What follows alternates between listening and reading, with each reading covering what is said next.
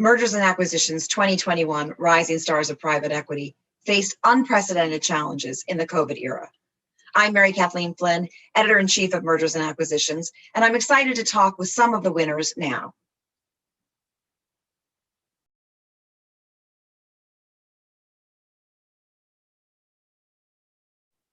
Niraj Shah is a principal at Redbird Capital, and he's one of Mergers and Acquisitions 2021 Rising Stars of Private Equity. Niraj, thanks for joining us today. I'm very intrigued by some of the deals that you closed during the pandemic and more recently in 2021, in that they involve live events. And of course, quarantine showed us how vulnerable and fragile live events can be as a business. So tell us about the investment in Fenway Sports Group and live events in general. Yeah, thanks for that, Mary Kathleen. Fenway was a really interesting and exciting deal. We really started from the premise of we've been investing in sports, for the last 5 or so years. Jerry Cardinal and Alex Shiner, who are two of the is a partner here, and Jerry is the founder and CEO of the firm, have got a 20+ year track record in investing in sports and live entertainment. And so, overall with Fenway, our thesis was that we were backing, one of the best management teams in all of sports. And really with, the most iconic collection of assets between the Red Sox and Liverpool Football Club, being two global powerhouses.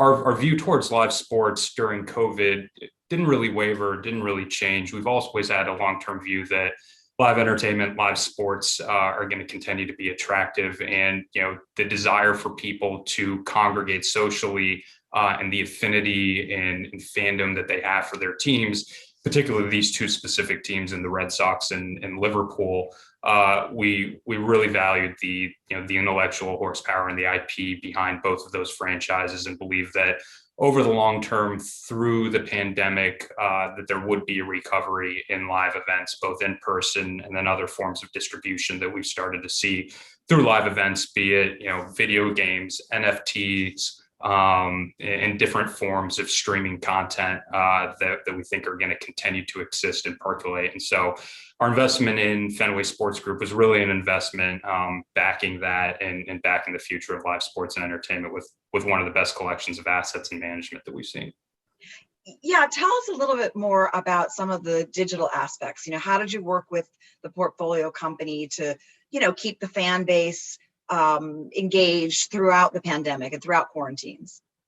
Yeah, it's a great question. I mean, it's really a testament to the Fenway team in terms of how advanced they are on the digital marketing side and how advanced they are on their fan engagement. Because at the end of the day, the philosophy that they have and that we share is that the team really is owned by the fans, and the team is for the fans. The owners of the teams are really stewards of the franchises, and so really taking a fan first view in terms of the entire way that they approach the operations is another reason why we think that the team at Fenway has been able to be so successful with all of their assets throughout this time and keep that connectivity and the voice with their fans.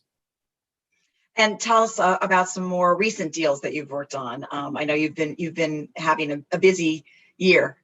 Yeah, two interesting ones that we recently invested in over the last 12 months was in June of last year, we bought Toulouse Football Club, which is the 4th largest city in France. And we really did that with a view, with Billy Beane, who's our partner across other parts of our portfolio, a view of really employing data and analytics towards European football. And so we acquired Toulouse Football Club along with another strategic asset, Zealous Analytics, which is really kind of the analytics engine for our sports franchises. And then more recently, we just announced a really exciting investment in the Rajasthan Royals, which are one of the 8 Indian Premier League cricket teams. And that's another area where we're extremely excited about, just given the demographic trends, the rising middle class in India, the digital engagement in India. We saw a lot of really interesting macro trends to get into, to really be part of one of 8 investors in a league that we think has a lot of tremendous runway. And we've just got a little bit of time left, maybe 30 seconds. Tell us what you think, the future of deal making in sports and in live events is, especially, later in the year. Yeah, there's been a lot of activity. I think the obvious areas that are of a lot of excitement, a little bit of the Wild West right now, is sports gambling, NFTs in the digital space, esports, and video games, which we've got a lot of exposure to the latter of that through our investment in One Team Partners with the NFLPA and the MLBPA. But I think our view is that we want to continue to stay disciplined. There's a lot more capital that's coming into the space, but what we really love to do at Redbird, and really it's what Jerry has kind of cultivated as the culture here, is really business building, and not viewing ourselves as traditional private equity, but we essentially view ourselves as business builders. Every single one of our companies are extremely hands-on, and supportive of all of the management teams. And we want to continue to do that going forward. All right, great. Well, thank you so much to Niraj Shah from Redbird, and congratulations again on being a rising star. Yeah, thank you, Mary Kathleen.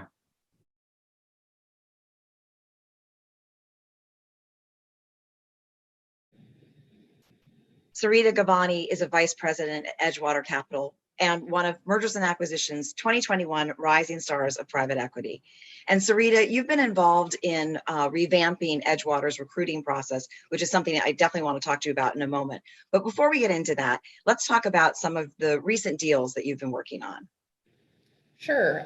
So for Edgewater, we are a sector-focused private equity firm. We focus on, specialty chemicals, life sciences, engineered components, advanced materials, and we've seen a fair amount of pickup in deal activity this year. So it's been very busy for us. I'm sure, others on this list probably feel the same.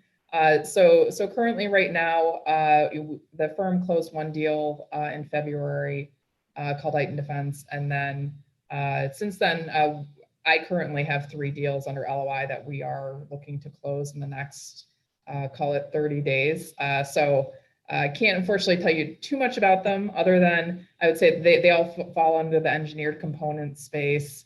And so hopefully I'll have more news for you in the next 30 days when we've, knock on wood, got these 3 deals closed.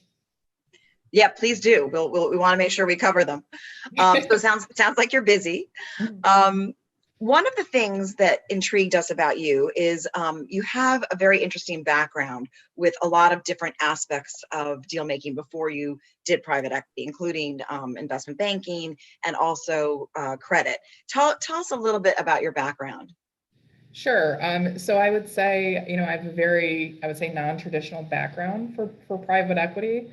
It was the same when I got into investment banking. And so, I started my career in public accounting, in audit, and knew that would be a great stepping off point for me, and was lucky enough to have a really acquisitive client, when I was early in my career. And I always thought, hey, that's really interesting. I want to work on that. And just didn't know how to get there.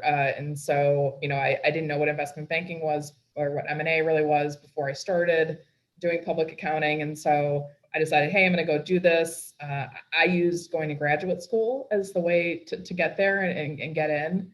And so, I started my M&A career, I would say, a little later than maybe most people do. So I, spent a few years in investment banking, really cutting my teeth there. And then my jump over to the buy side, again, maybe not as traditional. And I came over to a junior capital firm and, kind of got the first taste of the buy side there, kind of learning, how you look at deals differently, because it's very different than being on the investment banking side and being on the sell side and evaluating deals. And so, I think, ultimately it's just really given me a different perspective and maybe a more holistic perspective than maybe just having done investment banking. And so, I always like to say, hey, I didn't take the traditional route and I still made it here. And so, I think that's really important for people who, may not, maybe in other routes and, want to get into private equity.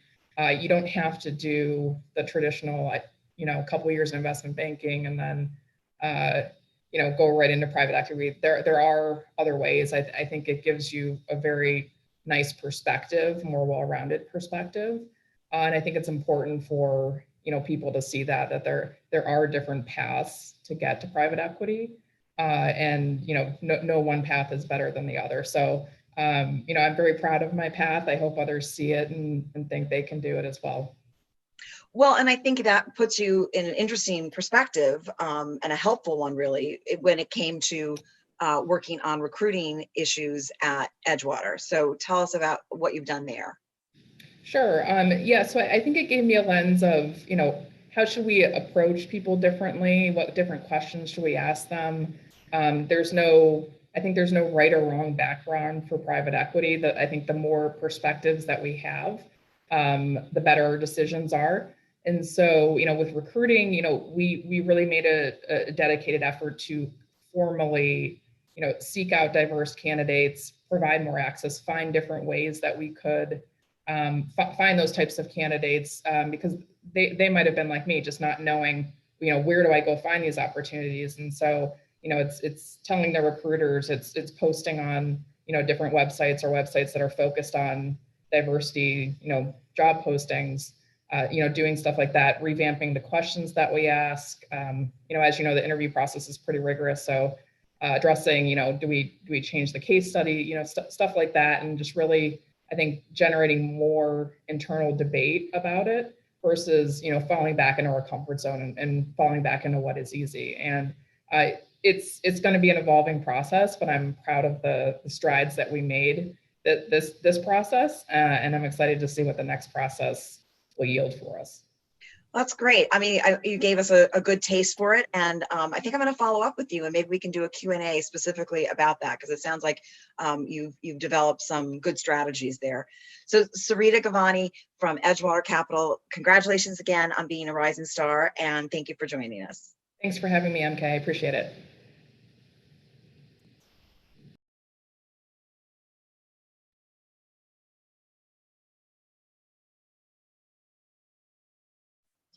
Jason Sporer is a principal at ZMC and one of Mergers and Acquisitions 2021 Rising Stars of Private Equity. Jason, congratulations and welcome. I'm excited to talk to you about your investment in the Second City. I'm from Chicago and I grew up on the Second City's performances in Saturday Night Live and elsewhere. And so I was delighted to see about your deal. Tell us about it. Sure. So as a Chicagoan, you know how special the Second City is. And what interests us most about the Second City is that it is a very unique asset. It is one of a kind. And speaking with alumni like Stephen Colbert, they would say it's a North American treasure, right? And so when you have an opportunity to invest in a business like that, you have to take it very seriously. And obviously, the Second City, like many live entertainment businesses, was impacted meaningfully by the pandemic. You're looking at something that's been open since 1959. It's never shut its stages before, which is really a breathtaking thing. But what we saw when we dug into the business was that the pandemic, even though it created a bit of a crisis for the Second City, it also created opportunity, because prior to the pandemic, they had no digital offering. They never did what we're doing right now, right? And so people in the Second City, people who are outside of Chicago, you're a Chicagoan, so you know what the Second City is, but people who are outside of the Second City aren't as familiar with it as, aren't as familiar with, what it is, which is a training center, a comedic training center that has a unrivaled and unparalleled history of developing comedic talent.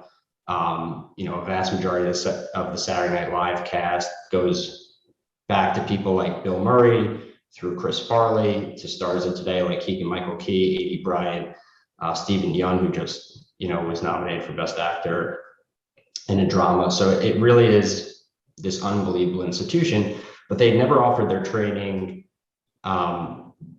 digitally. And so when the pandemic shut them down, they started to offer that opportunity digitally, and that expanded the market for this business outside of Chicago and Toronto, its principal locations, to the rest of the country and even the world. And 2/3 of our participants in the training during the pandemic were outside of Chicago, which really shows the opportunity. And a big part of the Second City that we didn't appreciate is that they offer this improvisational training to businesses like ourselves, because the training that you get in improv, it helps with soft skills, it helps with presenting, and it has applicability outside of being an actor or performer.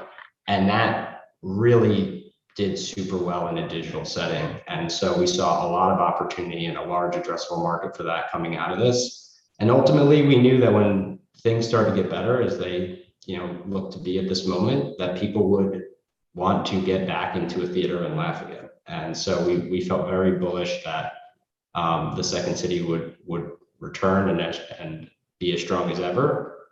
And it has. We reopened the stages in late May. We're selling out every weekend. The shows are great, and we couldn't be happier to be part of that story. And I'll just mention one last thing, which is, Strauss, the founder of the firm, has a saying that culture is tested in the breach. And the Second City, had gone through a lot during this time period, and it had a management team that had navigated that quite well when other improv theaters had not been able to, unfortunately. And so seeing the perseverance and cohesiveness of the team to come out through this and be able to reopen the stages and welcome people back into Chicago, we were really excited to be in business with this management team and see what they can do when the world returns to more normal conditions. So. Yeah, I'm sure there's a lot of pent up demand right now. And of course, you were referencing Strauss Zelnick, the founder of CMT. Yeah. So we only have like about 30 seconds left. But I did want to just mention, I know you've been working with the Second City on diversity issues, and that's something that we're covering a lot, how private equity firms are working with their portfolio companies on that. So can you just give us the top line version of what you've been doing? Sure. Yeah. So look, diversity is paramount to us, and it was actually diversity was what led to the Second City being sold, and it was something that was our number one diligence point. And we worked with people like Larry Irving, who's an operating partner of ours, to really look into what was the history, what was the situation, and along with management create a plan of how to do that going forward, and how to address diversity going forward. And the only thing you can do with these situations is it's great to say all the right things, and of course we try to say all the right things, but you have to have action behind that, and that's the number one thing. And so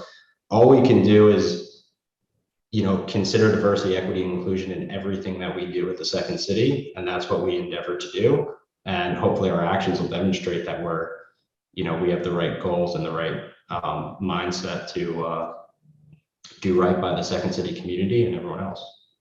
So it sounds like that's a bit of a work in progress. So maybe we'll follow up with you in a bit and see how it's going. I think we'd be really interested to hear. For sure, absolutely. It's I wish I could say that it's something you snap your fingers and it's changed overnight, but that would be foolish to say that, and I think we know that. And what we intend to do is, over the period of our ownership, demonstrate with our actions that that's what's paramount to us. Yeah, absolutely. All right, thank you, Jason Sporer, and congratulations again on being one of our rising stars. Thank you very much.